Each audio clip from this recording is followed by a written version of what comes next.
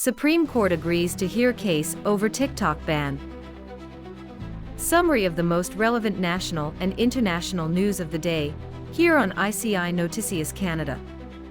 With its presenter Angelica Cifuentes. Trudeau says no chance of Canada joining US as Trump unleashes economic muscle. In response, Canadian Prime Minister Justin Trudeau flatly rejected the proposal, stating, "There is not the slightest possibility of Canada becoming part of the United States." These statements have raised concerns in Canada, especially following Trudeau's recent resignation as leader of the Liberal Party and Prime Minister, which has left the country in a moment of political uncertainty. Calling women household objects is now allowed on Facebook after Meta updated its guidelines. Users can now, for example, refer to women as household objects or property, or transgender or non-binary people as it, according to a section of the policy banning such speech that was struck down. A new section of the policy notes that Meta will allow accusations of mental illness or abnormality when based on gender or sexual orientation, given political and religious discourse around transgenderism and homosexuality. British Columbia's Premier reacts to news of Justin Trudeau's resignation as Prime Minister. British Columbia Premier David Eby has expressed his reaction to Justin Trudeau's recent resignation as Prime Minister of Canada. Eby stressed the importance of maintaining stability and unity in times of political transition, stressing that British Columbia will continue to work closely with the federal government to address the challenges and opportunities facing the province.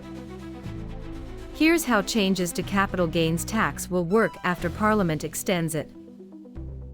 The federal government has provided clarity on how proposed changes to capital gains taxes will work after Prime Minister Justin Trudeau prorogued Parliament without passing legislation to turn the new tax rules into law.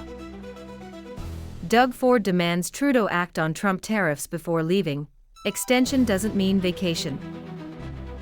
Ford has expressed deep concern about the impact these tariffs could have on the Canadian economy, especially in key sectors such as the automotive industry, where supply chains are highly integrated between Canada and the United States.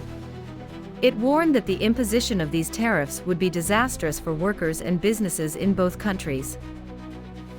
Legal expert examines Trump's arguments for pausing U.S. TikTok ban. The law in question, passed in April 2024, requires ByteDance, the Chinese company that owns TikTok, to sell its U.S. assets or else face an outright ban on the app in the country. The U.S. Department of Justice has opposed Trump's request, arguing that the law is essential to national security, citing concerns about China's ability to collect sensitive data through TikTok. The Supreme Court is scheduled to hear arguments in the case on January 10, 2025.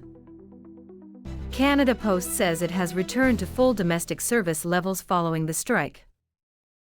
Canada Post has announced the resumption of operations after a strike that lasted almost a month. Postal workers went on strike over disagreements on key issues such as wages, job security, and a proposal to expand weekend deliveries. Another round of heavy snow is on the way for parts of Ontario. Parts of Ontario are expected to experience another round of heavy snowfall in the coming days. Regions such as London and Kitchener are forecast to face significant accumulations due to current weather conditions. Your opinion matters. Subscribe and follow us on our YouTube, TikTok, Instagram, and Facebook platforms as ICI News Canada, to always be informed with the most important news and in-depth analysis. Thank you for choosing us as your trusted source of information.